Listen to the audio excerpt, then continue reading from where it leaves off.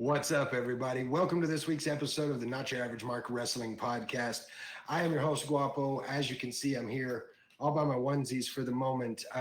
Little Guapo working a little bit late. He'll be here shortly to join us. Bruss doing that whole college thing, so he may or may not be here, but we've got a great show for you tonight. Before we get started, we are not the podcast that puts the news out there or particularly looks for wrestling news, but the news we received yesterday of the passing of Terry Funk is one that hits all of us, especially us here in West Texas, really, really hard. Terry Funk was a legend in every sense of the word. He is the reason West Texas wrestling is what it is. Hardcore legend, a legend outside the ring. There's not enough praise you can give to somebody like Terry Funk, and he is going to be sorely missed.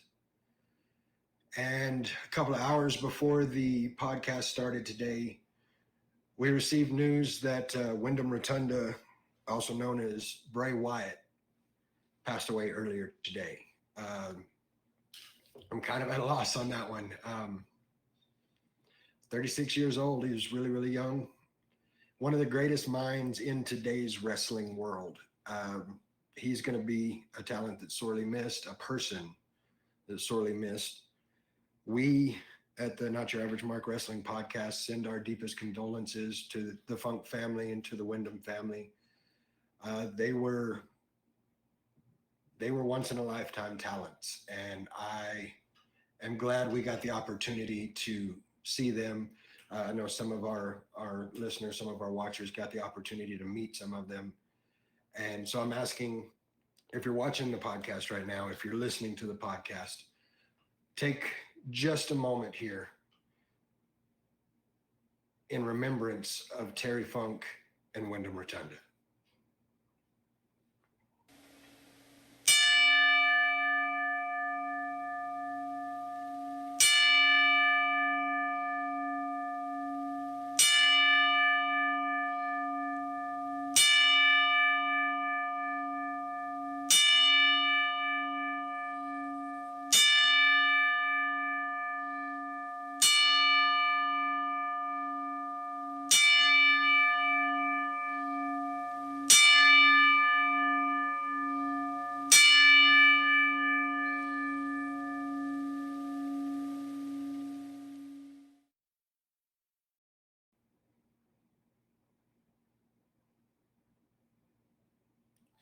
Whew.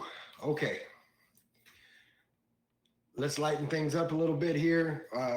Want to do like we do in the beginning of this podcast and say thank you to those who get us to where we're at today. I want to say thank you to Ross and the boys in Labor 12.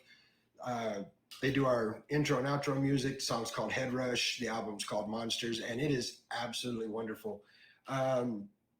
Labor 12 actually going to be on a show the 28th, I believe it is, Saturday. I think it's Saturday. They're going to be on a show with Incubus. It's the Tacos and Tequila Festival. Both things I'm very fond of. So congrats to them for being on that show. Can't wait to see that, get to hear them live. It's going to be great. I want to say thank you to Rick. Thank you to Mike for allowing us to get in this crazy industry we love so much. I want to say thank you to the guy for making everything look great. And most of all, I want to say thank you to our followers, our subscribers, those who watch, those who listen. If you've been watching the last couple of weeks, especially last week, we have made it clear that once we hit that 100 follower mark, we had something special for you. And we're going to go ahead and take care of that now. So I'm going to throw it to the guy. Roll the footage, man.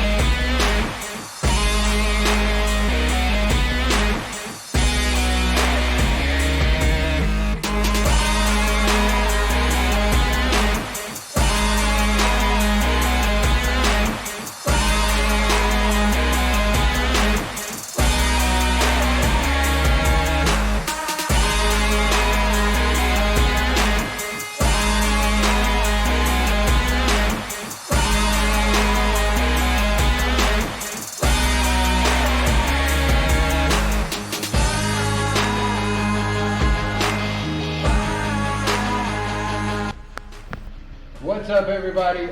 Want to say a huge thank you to everybody. We hit our follower mark, and as promised, we are here, Lubbock Pro Wrestling 101, here with Ryan Rage Rivera, allowing us to get in here, use his ring a little bit, and as promised on the podcast, once we hit that 100 follower mark, had something big for you, and here it is. You remember, I'm doing this for you. Are you ready? All right, let's do it. All right.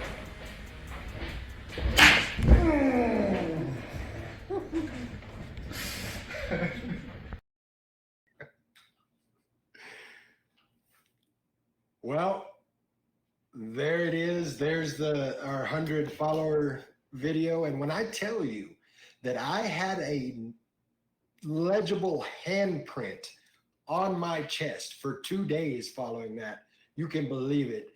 Want to give a special thank you to Lubbock Pro Wrestling 101 for giving us the opportunity to get out there, get in the ring, get a taste of what it's like. Granted, we didn't do anything compared to what the wrestlers do. We did the warm up, and you saw the sweat dripping off of me, and that was just the warm up.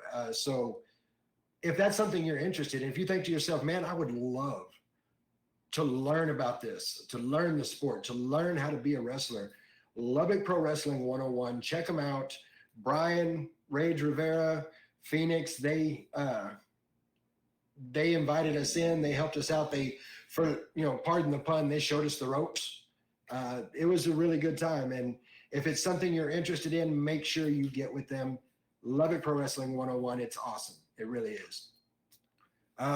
We got a lot coming up this month. Of course, we've got on the 16th of September. I say this month, I'm talking about next month. 16th of September, we've got Squared Circle Pro's birthiversary at Jake's. This show is going to be huge. I'm truly excited for it. I'm going to give you 3 matches. 3 matches. And you'll be able to see how big this card is going to be. We've got a steel cage match featuring Damo McCullough, Bam Bam Malone, and Nolan Phillips going against Phoenix and Aaron Harms.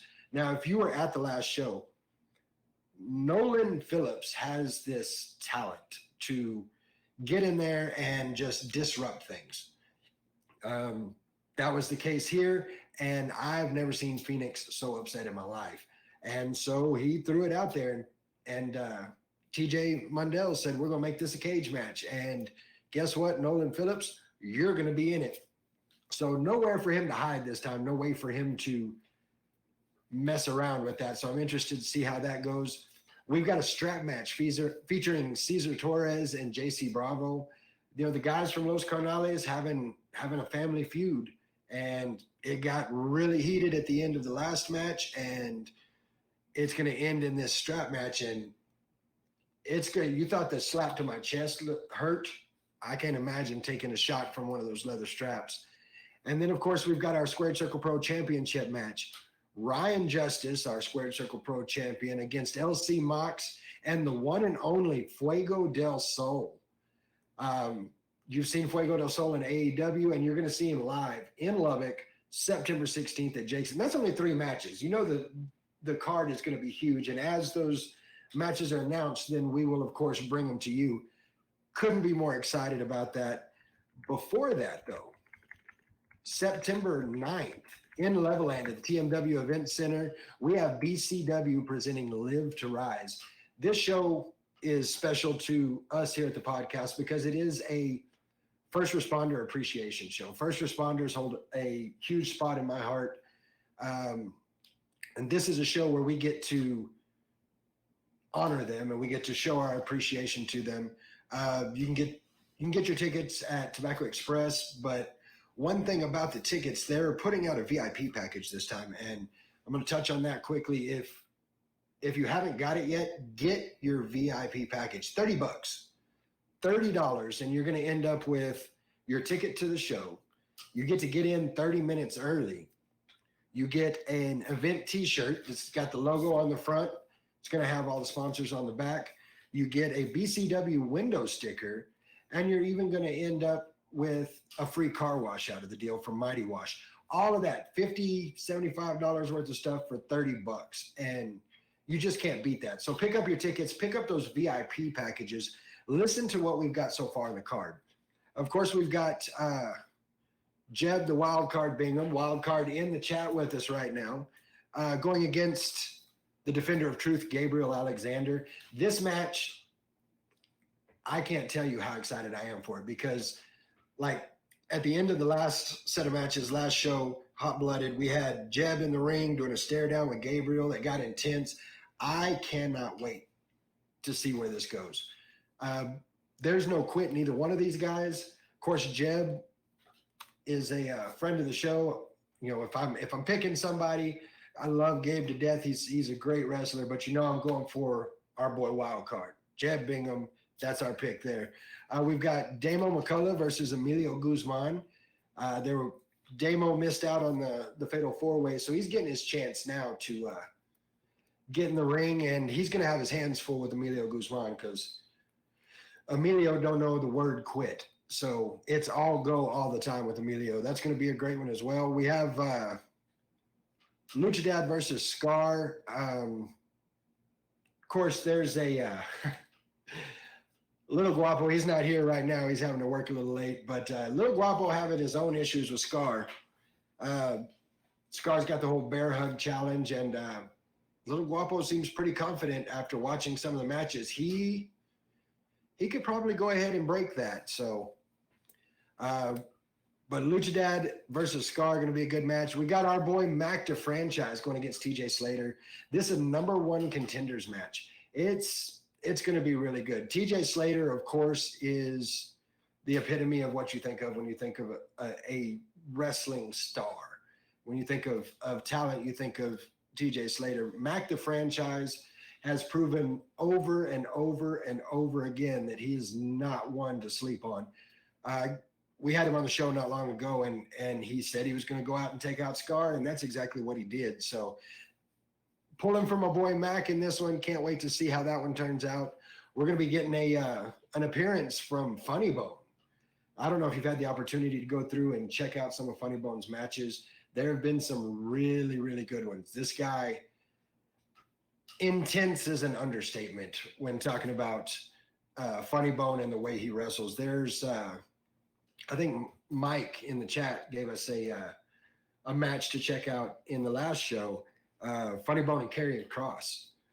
I know you've seen Karrion Kross. You know how he wrestles, and Funny Bone right there with him. So not sure what capacity Funny Bone's in just yet, but as soon as we know, we'll pass it along to you. As we said last week, we've got a night in the spotlight with Logan Knight and his special guest, Aaron Harms. Lots of talk from Logan about,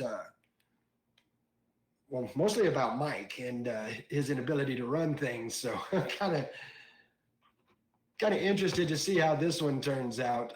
But you know as well as I do, anytime Logan Knight is in the room, there's going to be some shenanigans and skullduggery going on.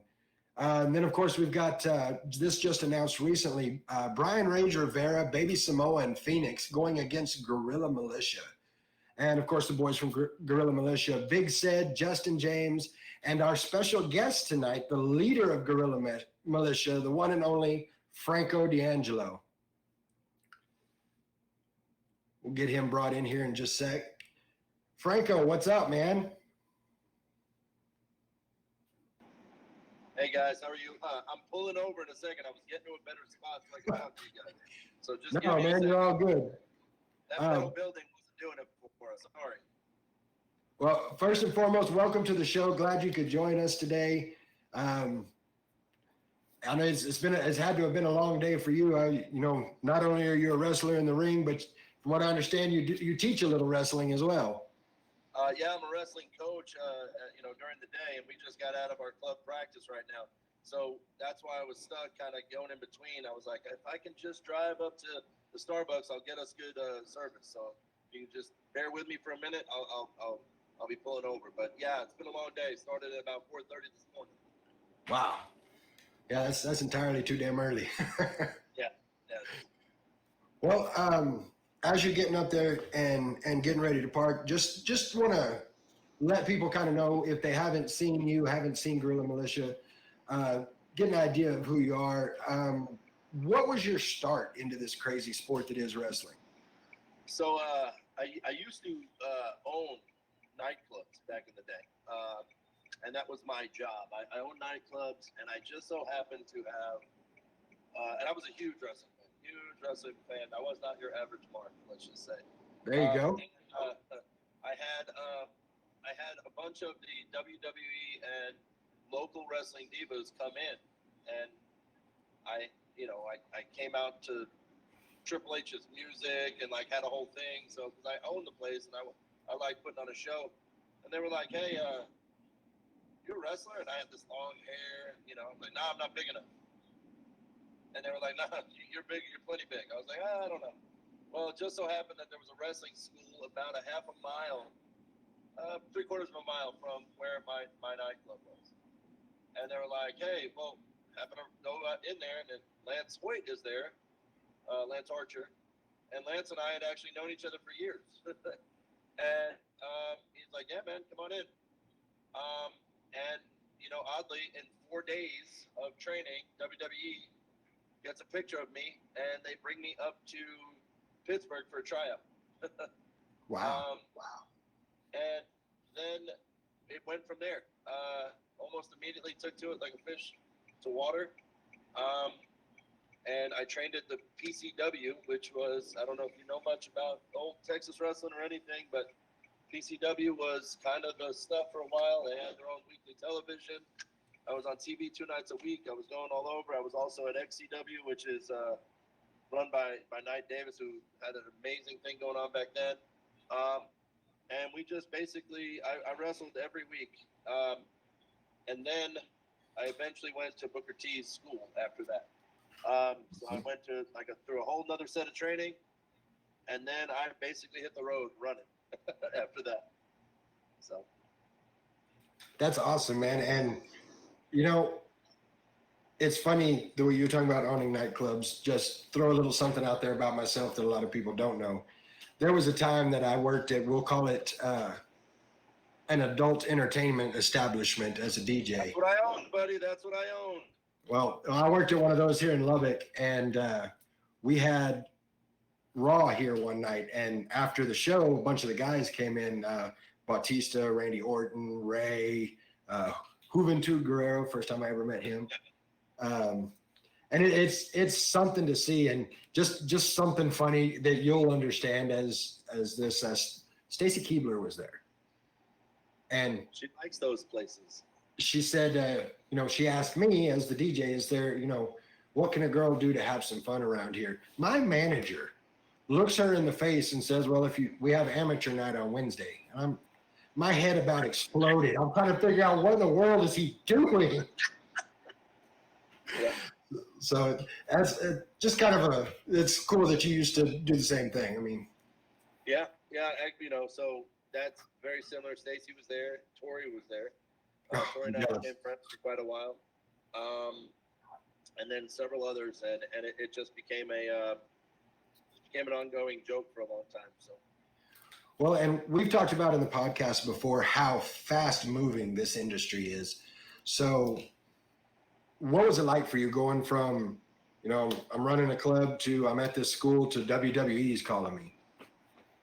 So, it's kind of weird. Man, I don't know. You guys were at the first show I did out there. I don't do anything in slow motion. You know what I mean? Kind of everything I do is based that way. So when that happened, it was a situation where it was just like, as bad as it sounds, I decided it was what it was going to happen, so it happened, right? Because I know that sounds egotistical or like I'm in character or something. It's not. I'm just a real positive guy. I always think, hey, if I say this is going to happen, it's going to happen. So I was like, well, I'm not getting into this to not go to WWE. I'm not getting into this to not have a job. That was, 17, 18 years ago. So, and then, when they were like, oh, well, you got to change this, you got to change that, just like they do to anybody. Right. Get to have some more time, get some more mat time, this and that. And then I just started doing things. I started going places, and it made all the sense in the world. And it's something I love to do. So. Awesome. So the first time we here got the opportunity to see you, it was with Gorilla Militia. So how did that come about? How you, Big Said, Justin James, how did that whole thing come about? So So here's the thing. About in 2012, to give you a little history to kind of back this up, and some people know me, some people don't. That's fine. I've lived many lives in this wrestling business already. So in 2012, right before that, 2011, I was in probably every promotion in the country. I was a champion at a bunch of them. I was doing everything. I was getting calls. I was flirting really heavily with New Japan. We had a lot going on. I had just done, a couple years prior, I had just done Dr. Death's last match. You can look it up. It's a fantastic match. And we had just, it was like everything I was touching was gold. And I went out, picked up some new T-shirts. I was driving in the rain, and a 15-year-old kid hit me head on. And next day, I couldn't walk. I couldn't talk. I couldn't even talk to my kids. I didn't know their names. Oh, wow. And it changed everything, right? Well, to put that in perspective, I was a 6'1", 230, 240 pound, kind of shredded little body guy who could do just about anything. Well, I was going to be lucky to walk, much less wrestle again. 16 months after that accident, I decided I was doing a bodybuilding show. And I got in the biggest, best shape I'd ever been in. But the thing was, I was never going to get hurt again. So I put on a lot of weight, and I made sure I was big, and I made sure everything was where it needed to be. And I got on stage at 242.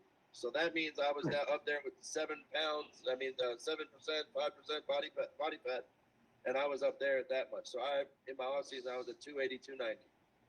I did a bodybuilding show, and then I thought, well, I can go back to wrestling. And I did. There's a video of it. I went back at Inspire Pro down in Austin. And when I went back there, I took little Jojo, and I one-arm pressed them. And as far as I know, the only person prior to that to have done that was Animal. And it was just like, hey, I'm strong. I'm going to do big guy, strong stuff. I'm going to fight you for real because I have an amateur wrestling. But I'm not going to be doing fly, flippy stuff anymore, and I'm going to be real careful with my body. But you're going to have to take me down to hurt my body. I did that, and as I was going, I started seeing like these fans just going. Well, everybody was like, oh, you're like a silverback now. Like you went from being this, you're a bionic beast is what they called me. And I was like, all right, yeah, I'm the silverback. So all my fans, I started calling the militia, like my Gorilla Militia. They were there for me. And then over time, it was in and out. COVID hit. I didn't want, I was like, I'm not going to sit here and spend my time doing this, whatever. Got to do the smart thing for my family, whatever. And then I came back and I was like, you know what? I'm going to help a lot of guys that I think deserve it, that I think are big, that I think that are maybe new. Well, Sed and I go way back. Sed and I have been wrestling together since 16, 17 years ago. So I just got him in and I said, hey man, like we need to make a group out of this. We need to make something that people are feared. And I basically said, we need to be the Bullet Club, but not, 5 foot tall, right? We need to be something that everybody goes, whoa, they just walked in, but nobody goes, oh, well, they're slapping their leg and they're doing this. And that's what happened. And we have been on a pretty fantastic run, and it works. It works in every facet of what we do. Yeah, we're going to go ahead and throw it out there. Talk about coming in like the Bullet Club. So we're going to go ahead and throw the hashtag out there, hashtag Cannon Club, because, yeah, y'all are way bigger than the Bullet Club. So, well, I mean, look, like when we actually just feuded with the Bullet Club. We just had a nice feud up at Texoma Pro. It was fantastic. And you know what? Like even there, we just sent out a thing. People hate us. Like they genuinely hate us, and we love that. I mean, I'm not gonna lie to you, we do love it. But they respect us, right? The fans kind of respect what we do. I imagine that's why you put us on this podcast, right? Oh, absolutely. But here's the thing. We just sent out one tweet or whatever it was Instagram or something. I just said, hey, let's see who can wear the most shirts, Bullet Club or Gorilla Militia. And that whole place was wearing Gorilla Militia shirts, booing us, but they wore our shirts. I love it. So before we get into your debut here in this area with BCW back in July, You've had the opportunity to work with a lot of people. You've had the opportunity to teach a lot of people. First question, of course, is how does your professional in-ring experience translate to what you do now at your day job in teaching wrestling to kids? So it's odd. My background back when I was young was wrestling, amateur wrestling, and then soccer up in New York, where I grew up to start off. When I moved down to Texas, the area I was in didn't have a lot of wrestling, so I went back to soccer. When I got done with college, playing in college and getting to a very high level in soccer, I then was like, man, I really miss wrestling. So I started working out a lot. I started going to like jiu-jitsu gyms and stuff, but I really hadn't found anything yet. Well, oddly, when I got into pro wrestling, we do a lot of amateur wrestling stuff in the pro wrestling world.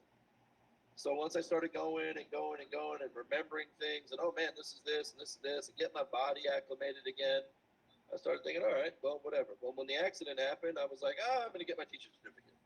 So I did. And once I realized that I could coach and that I had the credentials to coach and all that, I went in and, I actually teach, pro wrestling was because of amateur wrestling, and now amateur wrestling goes back to being because of pro wrestling. And it's, with the Kurt Angles and the Chad Gables and the Gable Stevenson, man, amateur wrestlers now are really looking at it as a viable option. And so I could bring some of these kids up, Mensa Sock, she is from Texas. We wrestled against her. One of my high school people wrestled against her. She is cold as hell. But you know what? She's going to be a great pro. She really is. And I think that, a lot of these guys, it translates. So I teach these kids how to be tough, gritty, great athletes. And then that translates very well. And like, you brought up TJ Slater, right? TJ he looks the part all day, right? But he was an athlete before he was ever gotten to a wrestling ring. And that's Absolutely exactly what you need to be. You have to have something. And I think that's what I teach these kids. Well, and of course, thank you for doing that.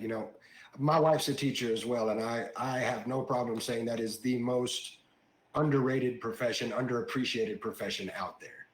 Thankless. But thank you. So we started talking about getting to see you in BCW back in July for Hot Blooded. I'm not gonna lie, myself and my son Bruce, we were doing the commentating. You guys walked out and it was unlike anything we had seen yet. I mean, you guys are just massive. And so we're sitting here trying to think, okay, how are your opponents going to pull this off? Because there's no way they're going to put you guys down. And the matches were absolutely great. I mean, you guys came in, you dominated. What was it like? It's a new set of fans. It's a new place. Does it feel like that? It's just the next town, or is? No, it's definitely not the next town. Like, we don't really look at it like that as like, oh, just next town. Who cares? Like, here's the thing. I think one thing that we do, and I'm not going to say other people don't do it, but I'm saying we do it, and I know we do it well, is we really genuinely take interest in getting to the fan.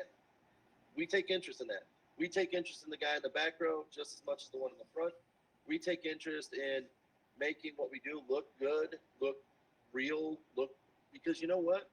If you saw the way Justin and said hit, it doesn't have to look real when it is. Yeah. And here's the thing, you called it dominant, and you're right. But I lost my match. And I'm a little pissed off about it. Well, and we've got your chance, of course, coming up September 9th for a little bit of retribution for that. You were talking about the hits. They don't need to look real when they are. Seraph in the in the chat said that smacks to the back. Man, I was checking for bruises just watching. Holy hell! Like the power behind that. I'll tell you, and this is, so you don't know this because of how it goes, but you don't just join us. We make you wrestle us. We make you fight us to come in there. That's why I looked at Phoenix and thought, hey, man, you might be one of us. Well, he's obviously making bad choices in his life, and I'm okay with that, right? I'm okay with it. But at the end of the day, when we get out there, like, this isn't some, like, people call it ballet, right? Like, it's a dance, and it is. There's definitely a dance to it, right? But I mean, I don't know of anybody who hits harder than those guys. I think I might be up there with them. There's a few people I've seen here and there that do, but you know what? Like, it's not like a powder puff sport here. Like, you know what I'm saying? Like, we have to hit each other. I'm so sick and tired of people. Oh well, it's fake. Is it though? But is it? Like, in the ring with me? Oh, and we say it all the time here on the podcast. It drives me crazy to hear somebody say, "Oh, well, it's professional wrestling. It's fake." No, it's not. There are times that things are scripted. It may say there may be matches that we know who's going to win this one or that one, but it's not fake. And after just going through the warm up, the athleticism that's required to do what you do, there's nothing fake about that. There's nothing fake about said hits to the back. There's nothing fake about these things, and it drives me crazy to hear that.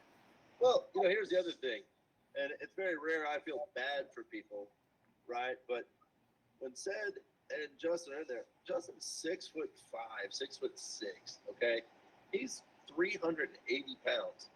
I don't know about you, but have you ever seen a crazier F5 than what he gave that day? No. That was the most insane thing. And that dude was, what, 10 feet in the air? I don't know, maybe 8. I don't know. I'm being generous. I'm not sure. But fake that. Fake falling from 8 to 10 feet. No, I'm good, thanks. I'm gonna stay at the announce table. Right. So, I mean, look, we come out. Here's the deal. I pull the curtain back a little bit, right? So when you get promoters, right? Promoters, they want to bring in talent that is going to, for lack of a better term, move the needle, right? They want people that are gonna put butts in seats, and they want people that are gonna keep them there. They want people that are gonna get people invested. Well, if we come out and we don't do what we did, they don't bring us back. True, very true. Right? And it's that old. We're all like, like you said, wrestling marks here. We all went all the way back. Look, people talk about like the NWO or whatever, and you remember the old McMahon thing. Oh, the NWO, and he brings them in, right? Well, here's the thing. He brought them in, and it wasn't the same NWO, and it wasn't what it once was, right? But boy, he made millions of dollars on NWO shirts, didn't he? Yes, he did. Right? And you know what? People were buying them, and they're still buying them today. Well, if we can do that on the indie scale, why not? No, absolutely, and I completely agree. You were talking about you and Phoenix mixing it up. Phoenix getting the upper hand in that one, but I've got to ask now, with the three of you going against Rage Rivera, Baby Samoa, and Phoenix, are we looking for retribution there, or are we looking to make a statement the way? I mean, to say that you guys didn't make a statement when you debuted would be crazy, but are we looking to make a bigger statement? Here's the thing. We don't come there. We don't go anywhere not to get what that place has. So what I mean by that is, if that is who you put before us, I'm not a look past people type of guy either. We don't do that. But what I can tell you is, I already told you, if I want it, I go and get it. All right? There's 3 big old waists here. Probably the belts won't fit, but we got shoulders that they will. And I have no problem with us going and grabbing every belt that you guys have. And that is exactly what we're here for. So if you want to call it retribution, I call it, a stop on the route. I get you. And of course, I know, I've seen Phoenix, I've seen Rage, I've seen Baby Samoa.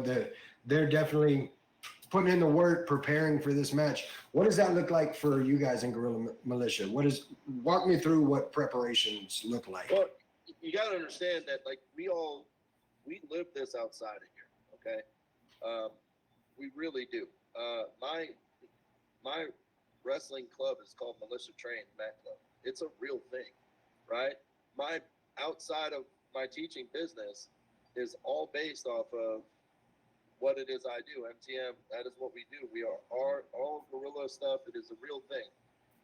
You look at my buddies, they're out there. They're out there wearing the shirt every day. Not because of the fact that it's, self-fulfilling, because it is truly who we are. There's more of us. And when I tell you there's more of us, like, we have somebody almost everywhere. And that is a real thing. I'll give you for instance, Scott Summers. You guys know who he is? You remember him from back in the day? Showtime Scott Summers. Scott was one of the original members. He is my first tag team partner with this, right? I'll give you another one, another crazy one that people don't know, but it's like they forget. Big Fitz. Big Really? Fitz is with us. Big Fitz has been with us for a very long time. But take a look that I'm sitting here right now. I am 6'1", 6'2", somewhere in there. I think I shrunk after wrestling. 6'1", just about 300 pounds, and I am the smallest guy in my group. Wow. Damn. So, of course, we're excited to have you here. BCW Live to Rise, September 9th in Levelland. Where are we going from there? Like, if we wanted to follow Gorilla Militia, what's the schedule look like? Where are you guys headed? So what I know is this, right off the top of my head, I know that we are at Texoma Pro every month. We're there. We've got a great thing there. We're going to be going up to the Texoma, Oklahoma shows. Big Said and Justin are the Texoma, Oklahoma and Texas tag champions. I am their Texoma, Oklahoma and Texas champion as well. So that's like their intercontinental belt, so to speak. Okay. I am also, myself and Sed are. Justin has been there. I mean, all three of us have been at Mat War Pro. I have a big thing in October coming up. It's me versus Brick Savage. I think that's something a lot of people would like to see. I think that's something a lot of people are going to get their money's worth out of. It's a very, very large individual as well. Yes. And he's all the hype, and he deserves it. He's really that guy. But you know what? I'm still me. And we also, I know that what else do I have? I have Rampage. Rampage Uncensored now is what it's called, out there in Mineral Wells. Do some APW out there in Cleburne. And we're probably going to expand a couple more places. What we've done is be a little bit more selective lately because we want to go as a group, and that's difficult for some places to do until they realize just what it brings for them. But, I believe, the Freebirds or whoever we're able to make something work, I think we can, and I know that we're the guys to do it. So, And I can't disagree with you there. Now, of course, the boy's not here, but they ask a certain question every time we have guests on, and I'd be remiss not to throw their questions out there. So the one that Little Guapo likes to ask everybody that comes on the show, who would you consider your biggest influence in this? So there's a couple people, which it makes it kind of crazy.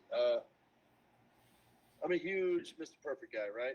If you actually look back early in my career, I was the perfect one, Franco D'Angelo. I wore a pink and black singlet, and I used the perfect plex, but it was called the hookup. I was also the perfect one, Franco Valentino, when I was at Booker T's because he wanted to own the names at that point. And I did a lot there in the way he did. I liked it. I was kind of athletic like him, probably in a little bit better shape, but yeah, I did a lot of what he did.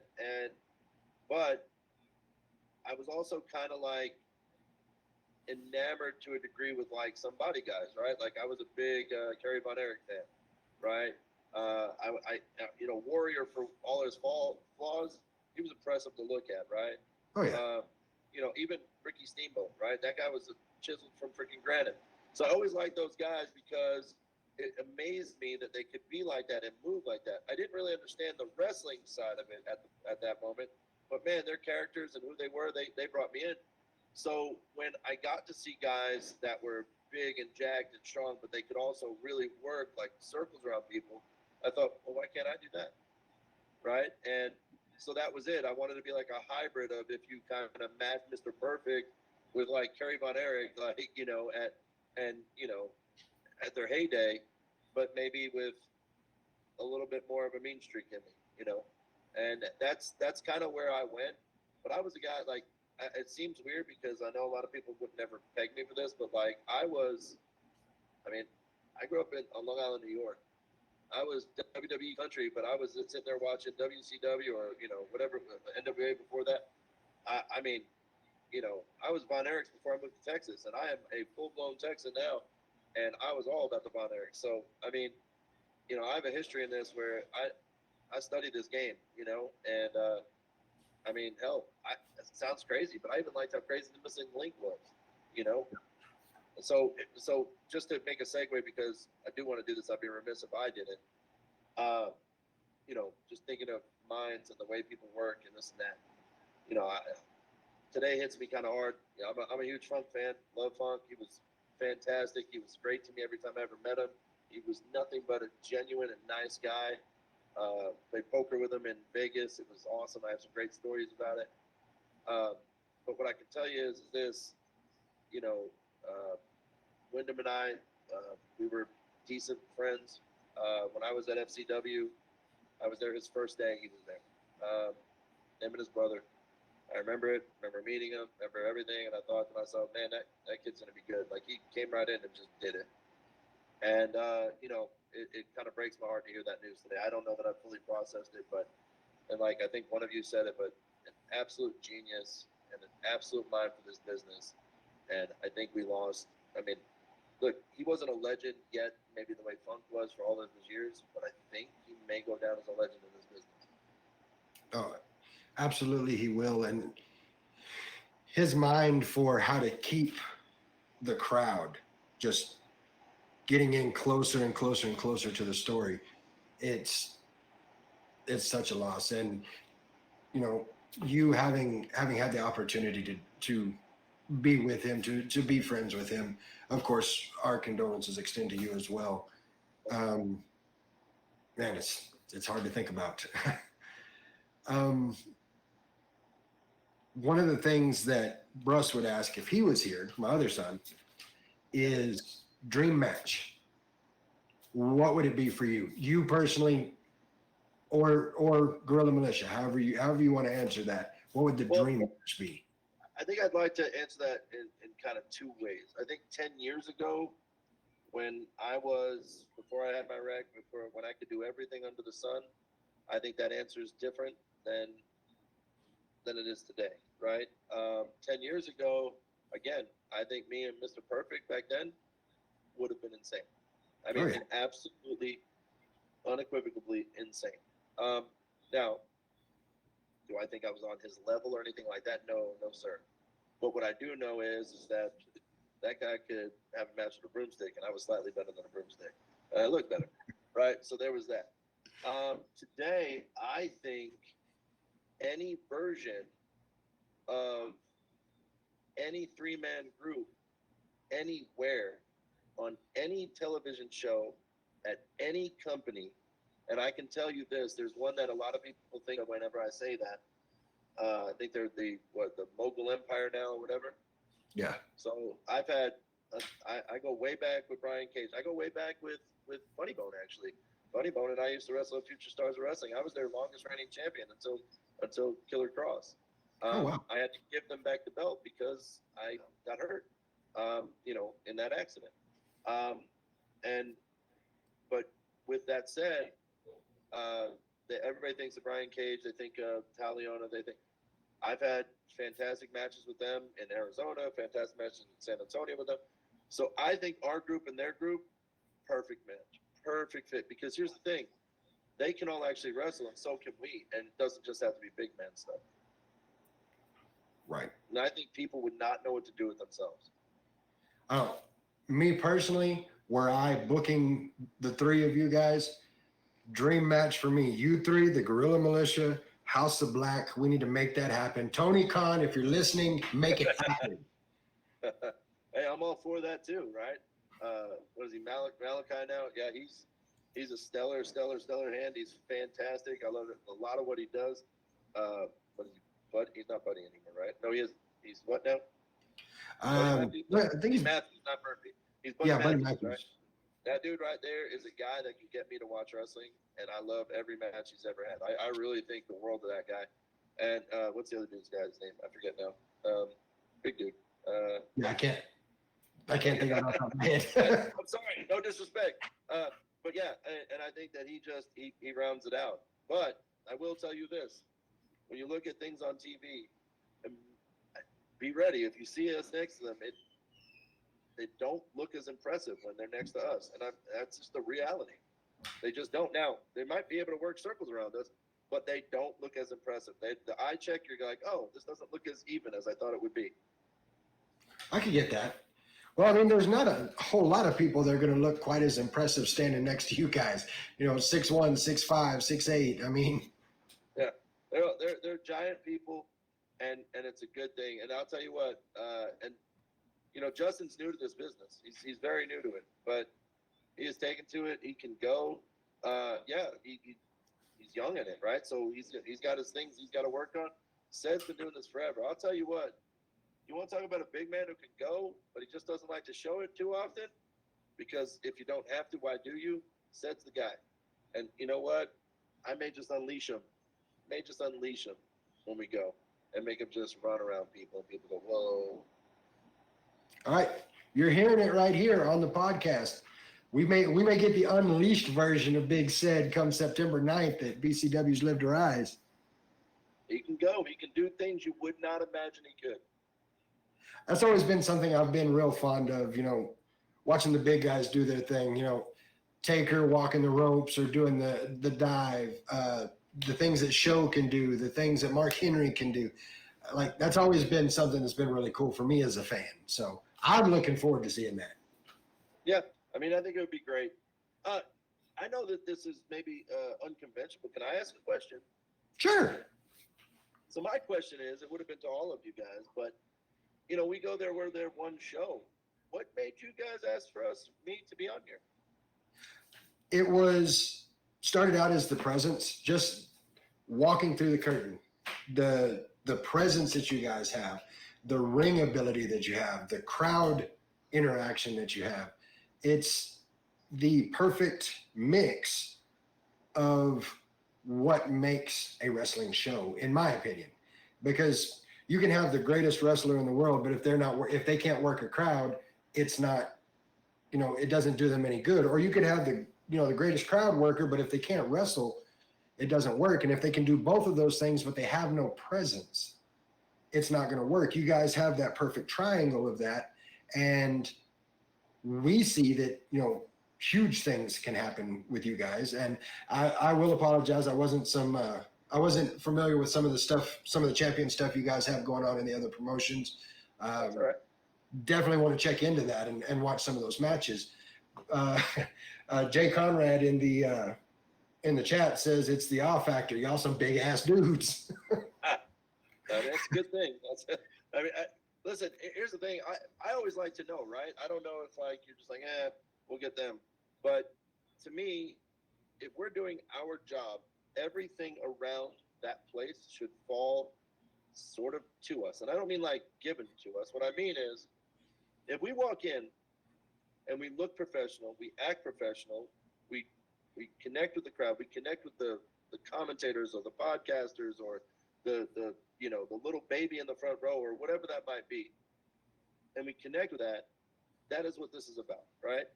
Absolutely. And, it's funny because I made it a point to say that I don't think anybody realizes I lost that match. I didn't get pinned. I didn't get pinned. I got disqualified. But does anybody remember that outcome?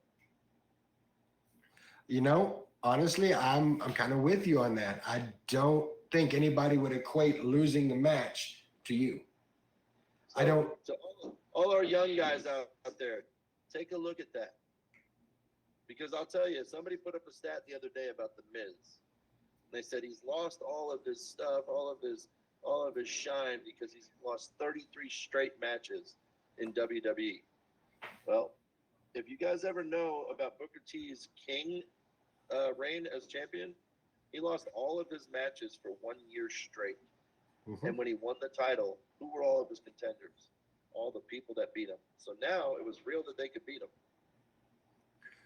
Well, one of the things, as you said, or to kind of pulling the curtain back for a second, doing some not your average Mark talk here.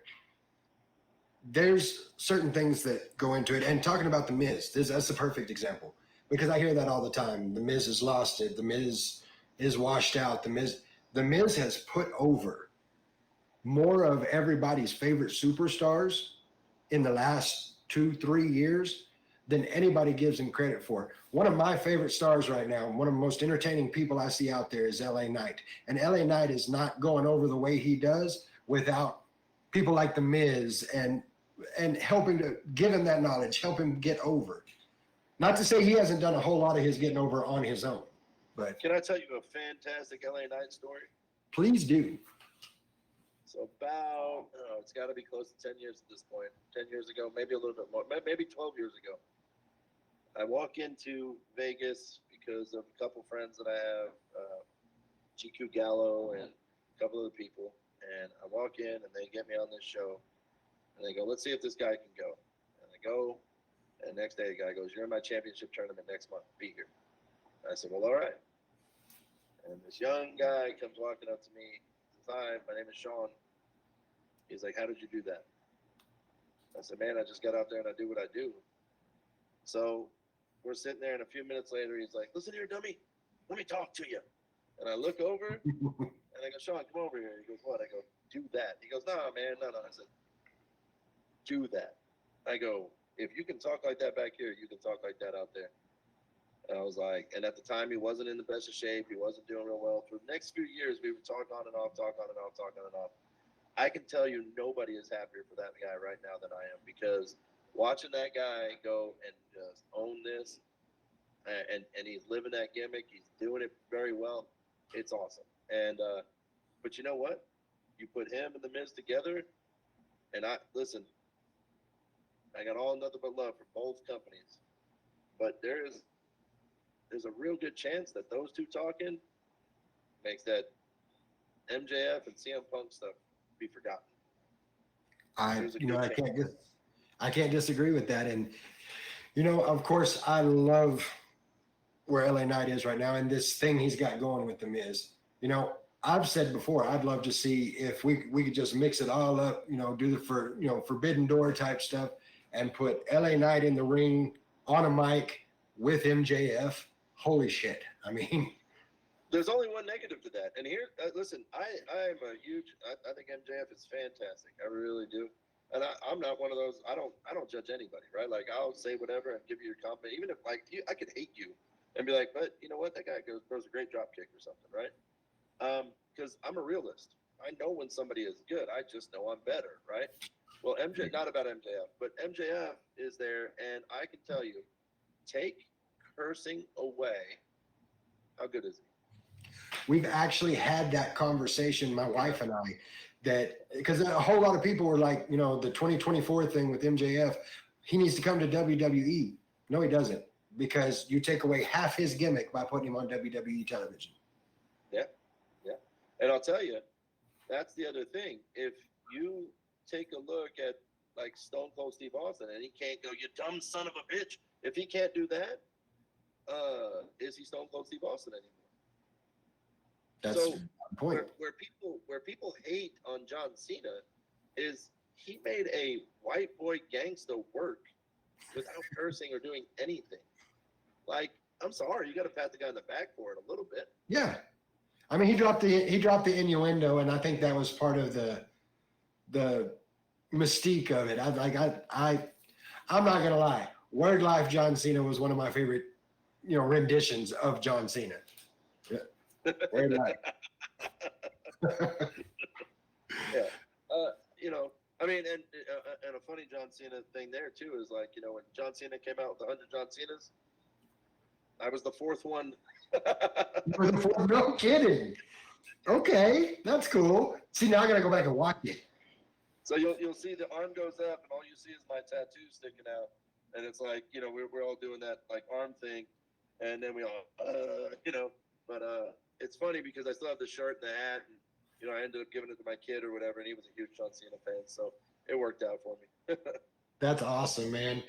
Just the experiences, Booker T's school and the LA Knight thing and the John Cena. You've been some places, man. Like you said earlier, you've lived a few lifetimes in this industry. Oh yeah, I have. I don't talk too much about all of it because I don't ever want to be the guy putting myself over. But we're on a podcast. I got to talk about things, right? Yeah. And at the end of the day, like, yeah, I've been in the ring. There's people on TV right now that I still train. Like, I literally do their personal training for them to get them in shape. You know, a fun one is Tim Storm. You know Tim Storm, right? NWA Yeah. champion, or, whatever. Fantastic dude. But when I met Tim Storm was about 330 pounds. He had long hair and he had this like pencil thin goatee. I looked at him one day. He smiled at me. I said, "Man, you got a real good smile." I was like, "We need to cut that crap off your face." I was like, "We can cut that hair, and I'm getting you down." I gave him a diet, got him ready. And that dude is now the most pretty 50-something-year-old dude who can win world titles left and right. Right. So, when you do a lot, I feel like the business gives back to you. And so my whole goal right now, even if I walk in your locker room and everybody there hates me and everybody hates me in the crowd or whatever, my goal is to give back to what I love, and that's what I'm doing. I'm not young anymore, right? And so, but I hope you can't tell in the ring. And so, we'll go from there. We're going to try to entertain these people and give them something that they want, man, and really do it in dominating fashion. Well, and to touch again on the question you asked me about why we asked you on the podcast, a lot of the people that watch our show, a lot of the people that listen to our show are huge fans of wrestling, not just WWE, AEW, this promotion, that promotion, but of wrestling in general. And it's easy to see that all three of you guys are about this business, and the business is a part of you, and we like to see that, and we want to make sure that those who are listening, those who are watching, get the chance to know you, get the chance to know these are the guys I want to go see. If these guys are on a bill, that's what I want to see. I want to see them on the card. And in 6 months, 3 months, a year, whatever it is, when we see you in House of Black tearing it up on AEW, we want to be able to say, I have been following these people, and I'm so happy for the fact that they are doing their thing. No, you know what? Look, I don't know what the future holds with that. I this wasn't coming back like, oh, I may make it there, I may not. But sometimes when you're like kind of sitting on a rocket ship and it's about to go, sometimes you're like, oh, this might be a thing. It might be. It may not, right? We may just stick around and be the indie darlings that people like and all of that, or whatever about where people hate. But you know what? I mean, at the end of the day, like whatever it brings, I mean, I'll tell you, 2 years ago, my girls wrestling team won the state title. Last year, my girls wrestling team won the national title. Like, we're gonna win at whatever we do, and I mean that honestly. It's not a gimmick, right? Like, what is that? That raps. All I do is win, right? No matter what. I mean, I'm telling you right now, like, put me in there, do whatever. Put me as the first match on the card or whatever it was that I was, second match on the card. They're gonna remember it, and I'm gonna make sure they remember it. And I'm gonna make you go, well, shoot, I gotta keep him till later because I want people to come and watch him. And if that's AEW, I mean, you gotta kind of think. Almost all of AEW's roster, okay, we'll put this in perspective. When I was wrestling for PCW and for Booker T, the rosters I was part of were me, Keith Lee, Lance Archer. We were all together, right? Athena, Sammy Guevara, Ricky Starks. Every now and then Brian Cage would be down here.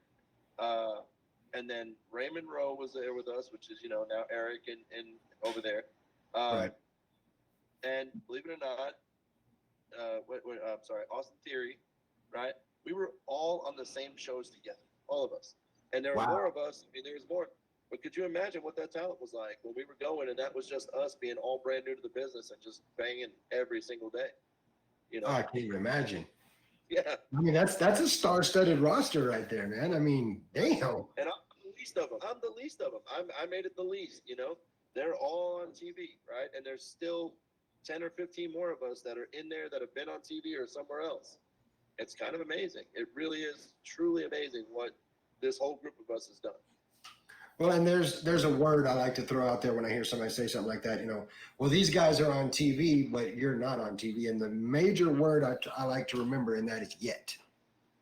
Yeah. You may not be there yet, but I've got no doubts just watching your love for the business, your love for watching other people grow in the business and growing your own brand and your own style in the business. I've got no doubt in my mind that you're going to be all over the place. Well, the thing is, like you said, not on TV. I mean, I've been on TV. I've got to walk down the aisle of WrestleMania.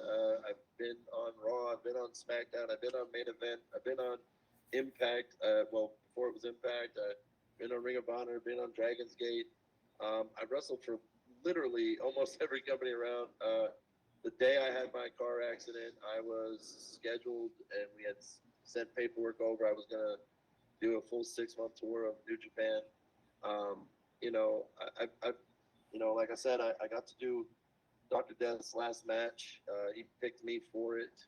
What an honor that is. Yeah, it was amazing. And I've been in the ring, with a lot of really, really, really great talent. And, at the end of the day, if you say you did it, people, they can believe it. They don't have to. I don't care about that. I know what I did. I know where I've been. If people don't know that or they don't want to respect it, that's up to them. But I will tell you something, and this one is both a shoot and gimmick, and I want you guys to all know it and everybody to hear it. There's levels to this game, all right? And, yeah, there's guys that can go better than I can in the ring right now. I know it. I have a whole built left side. I know this. I know that. But let's put all the different things together and tell me that I'm not levels above you. Go ahead, tell me about it. No, I'm not sure there's anybody that could.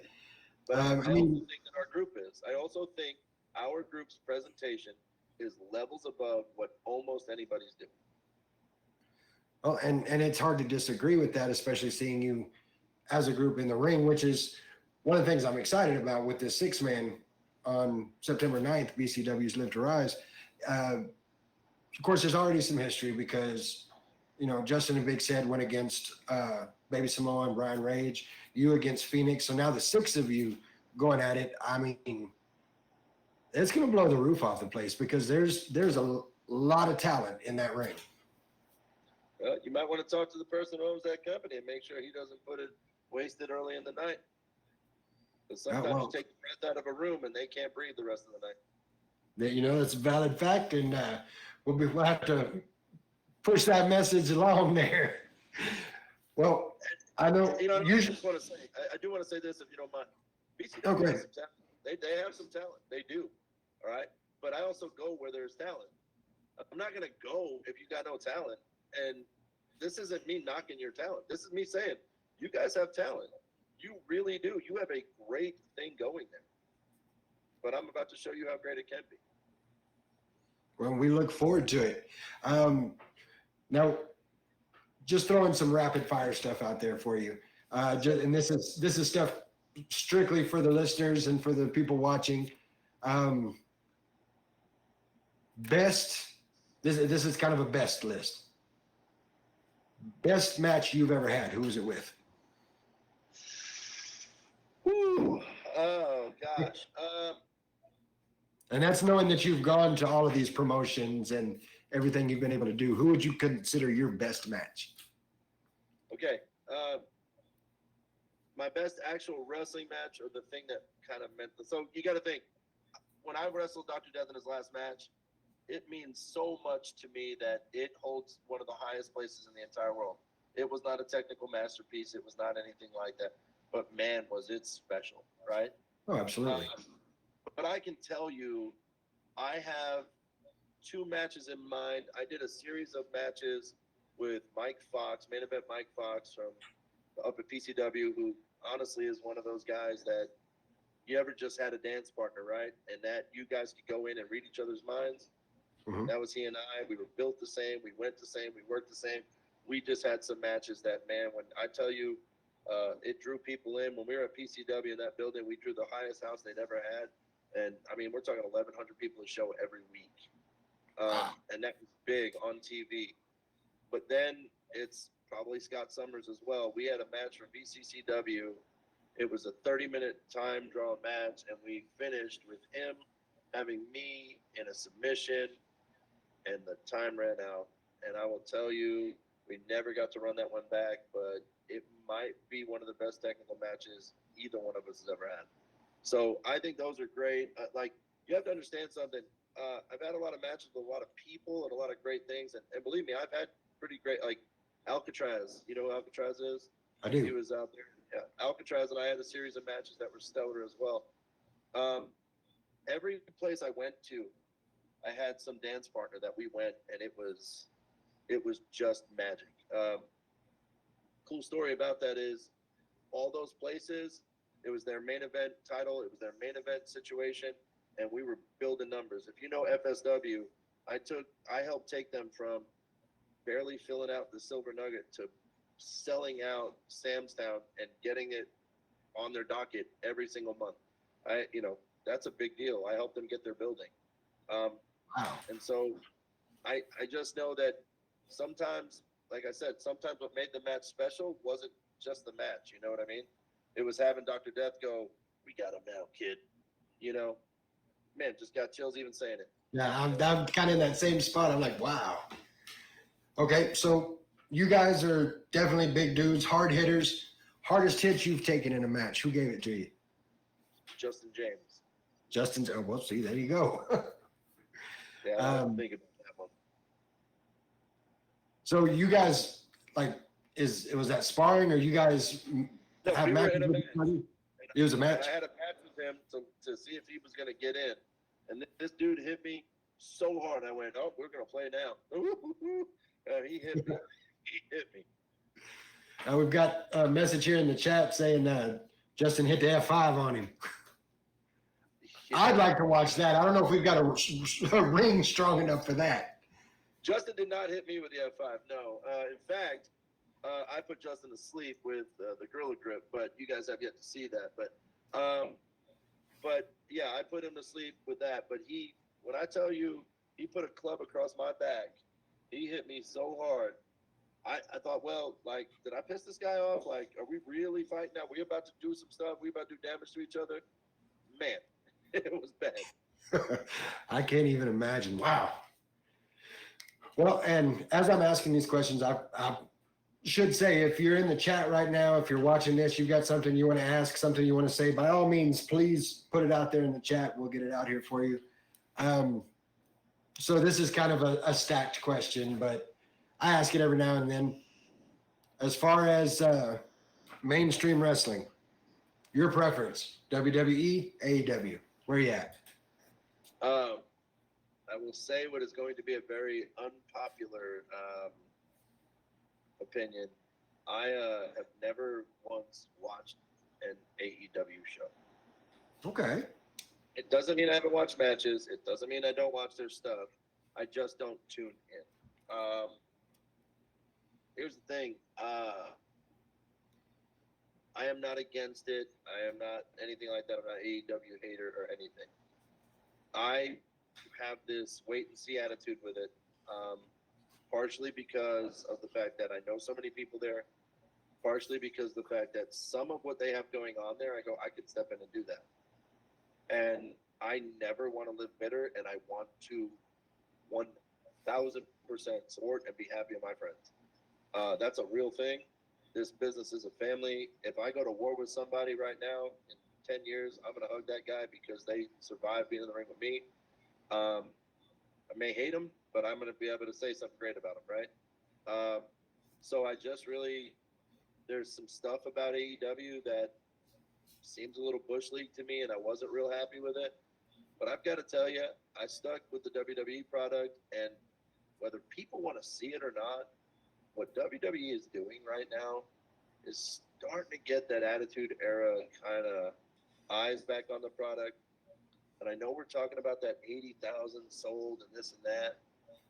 Like, at some point, we got to start looking at the money WWE is bringing in and the ability that they have and the way those crowds are going and how they're finally tapping into something that a lot of wrestling fans wanted them to tap into. I think a lot of it has to do with Triple H. I think so. Always good to me when I was down there. He was always very complimentary of me, always very helpful. And I imagine to a guy who wasn't a full-time roster guy. If he treated me like that, I can only imagine how he's treating everybody else. No, I absolutely get that. And I know you said you were, back in the day, you were a WCW guy. I will say that watched Dynamite last night because, you know, we cover the shows. Watched Dynamite last night. It really had kind of a old school WCW feel to it, between the promos and the building of the matches, the way WCW used to do it. I was impressed. It's something I think they've been missing for a little bit. They are a lot like WCW. They really are. There's a lot of parallels, a lot. So, I mean, that's not a bad thing, right? No, not at all. But, you know, at the same time, like, and this will be bad. This will sound bad, and I know it will. And I may get some backlash for it. But you know what? Like, you ever know that, like, sometimes when certain people are doing really well in wrestling, it's not super believable? Mm-hmm. Okay? I will never say that Matt and Nick are some of the most talented professional wrestlers of all time. But there's zero threatening about them, right? and to counter that, there's small guys who can't put a candle, like hold a candle to like a Rey Mysterio. So when you get a Rey Mysterio and he won a title, everything he ever did made sense. But yet over there, we got Young Bucks doing stuff, you know, 900 super kicks, this. Hey, look, the stuff they do is super impressive. Like, I watch them. Like, I like them. But, like, nothing about them says they should be winning anything. Like, to me, because of the psychology, I was brought up into this business, right?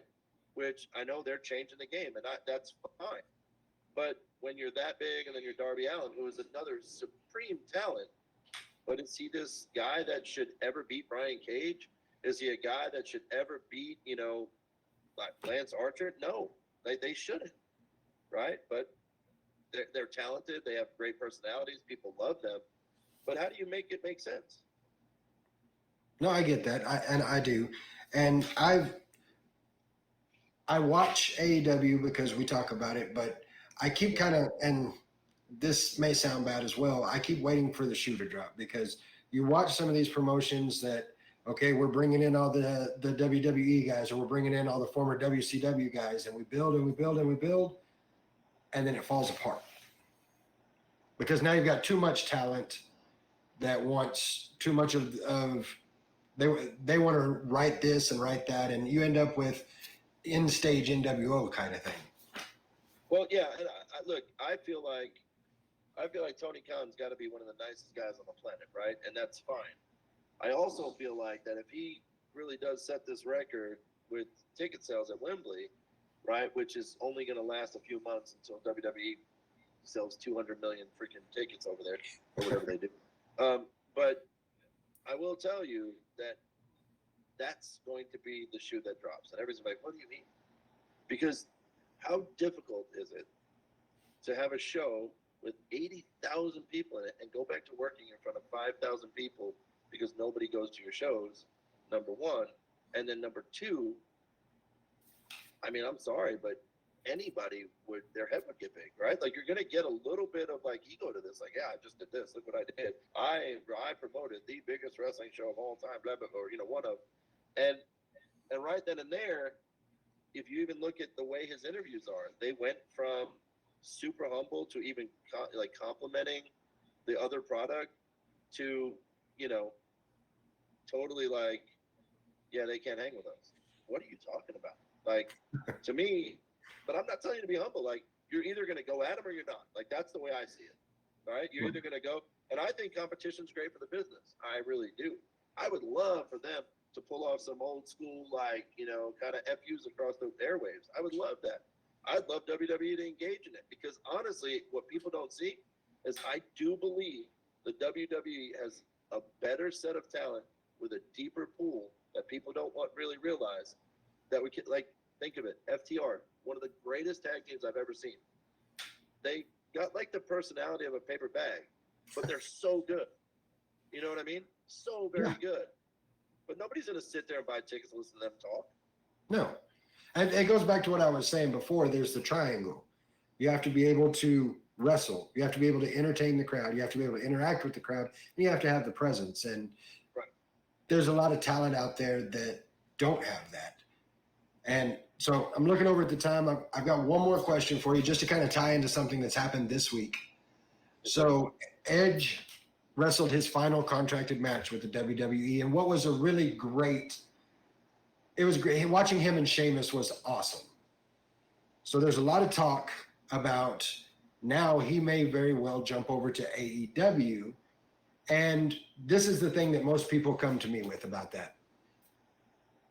If he does it for a one shot, it could be great because you could end up in a different promotion. You end up with Edge and Christian, which would be Adam Copeland and Christian because WWE owns the Edge name.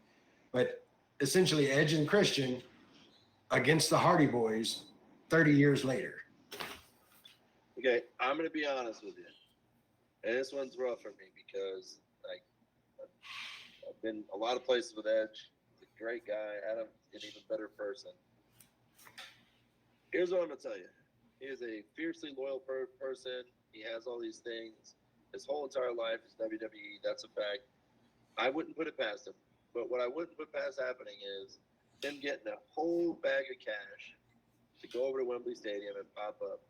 But not to go against the Hardys, to go against Christian and just show up. Now, here's the deal. It would be the most talked about thing, yes, and everything. I think, oddly enough, that it would tarnish his legacy. That's my opinion, right? Because we all know you're doing it for money. We all know that, right? We all know that you told the people that built you that this business was getting hard and you couldn't really do it that much anymore, and that was why you were getting out, okay? But I will be honest with you. If there's anybody who still wants to see the Hardy Boys versus Edge and Christian, like, go watch a videotape, bro. Like, it's done, okay? Like, I make no bones about it. Matt Hardy and I do not like each other. I do not like him. He's a horrible person. He's garbage. His brother Jeff, fantastic guy with his demons, okay? Matt's a pile of crap. But here's the deal. I can give credit where it's due. Hardy Boys were something else. They were great. Matt Hardy should not be wrestling anymore. He looks like crap.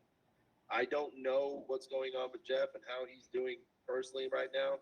But again, you always talk about the shoe dropping. We don't know what's going to happen there. We don't know what Jeff is going to show up and what that could do.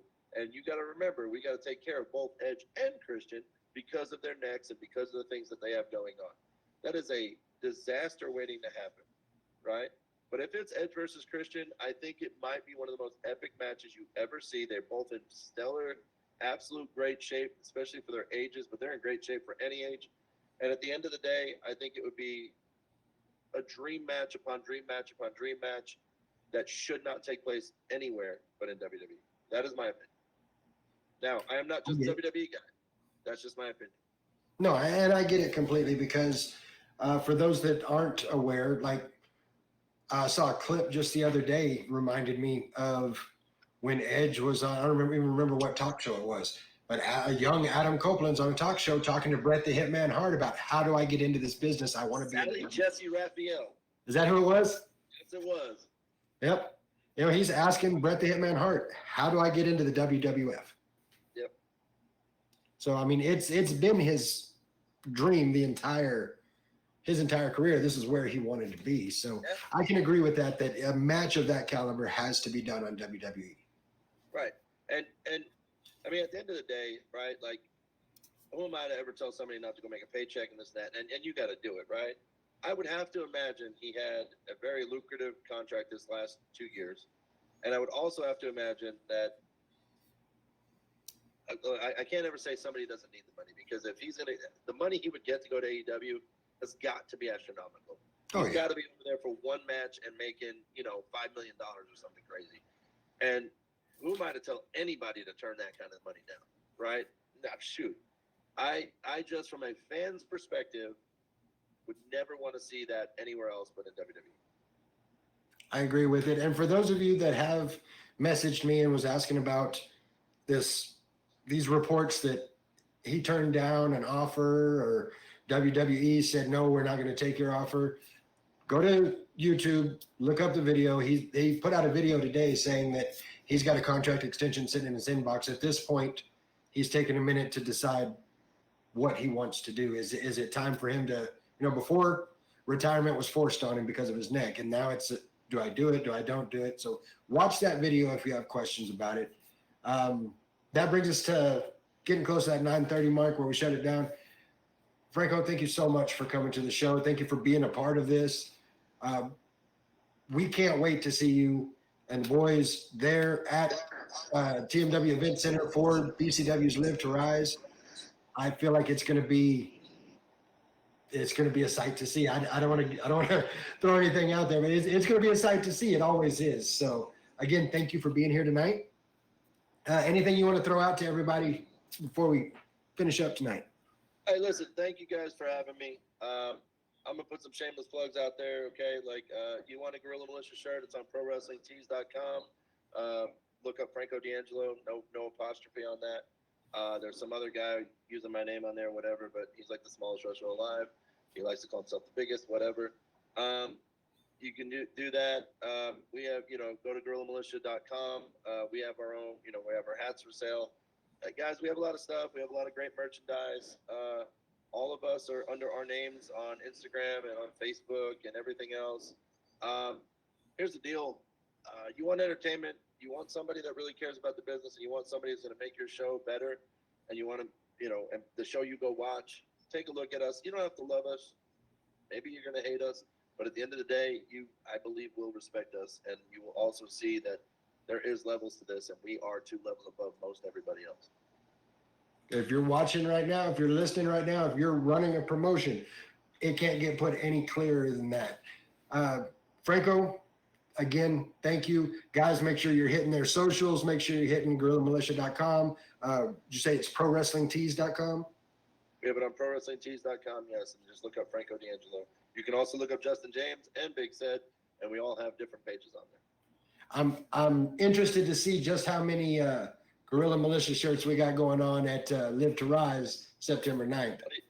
Tell you what, they bought quite a few at the last show, so I was really happy with that. So thank you guys very much if you guys are in the chat and whoever's on here. So thank you. And hey guys, just so you know, I really appreciate this. You do a great job here. It's very professional. Thank you very much.